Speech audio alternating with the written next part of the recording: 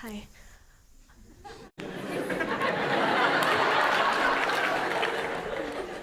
That's okay. If I'm a performing artist, I'm sorry? if I'm a performing artist, Performing artist. yeah, and does your training and your practice and your craft count as sadhana? And if yes, is that enough? Does what count as sadhana?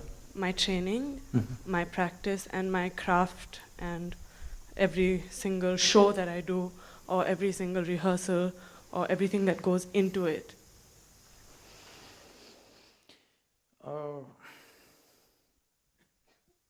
What kind of performing artist? Actor. Okay. So as you said, it's an act. See, anything that you do with great involvement does something to you, all right? But there is a difference between doing an inward focused sadhana and an outward sadhana. It's not just for an actor. A manager can use his work as sadhana, a gardener can use his work as sadhana. Anybody who's doing whatever with absolute involvement, they can use it as a process of growth. But there is a distinct difference between doing external activity as sadhana and internal process as sadhana. What is the difference? External activity as sadhana is useful because you can do it throughout the day. And of course, you have to do some activity. Making that also into your process of growth is important.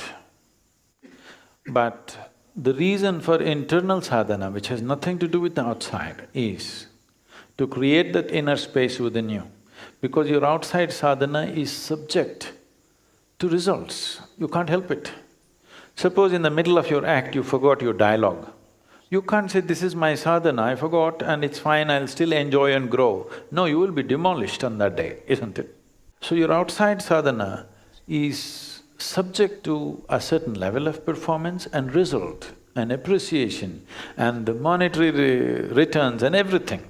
But still it can be useful, it can be working for your well-being if you're doing it with absolute involvement.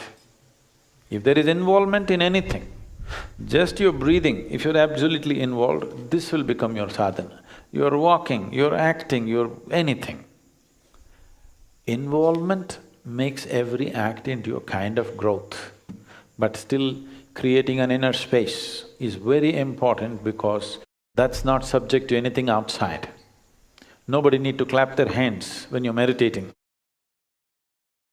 Yes, you do your kriya, you're not expecting somebody to appreciate you at the end of it. It is not subject to any external reality and that's very important. That at least one aspect of your life is like this, it is not subject to anybody's appreciation or approval or whatever, but still you do it with absolute involvement.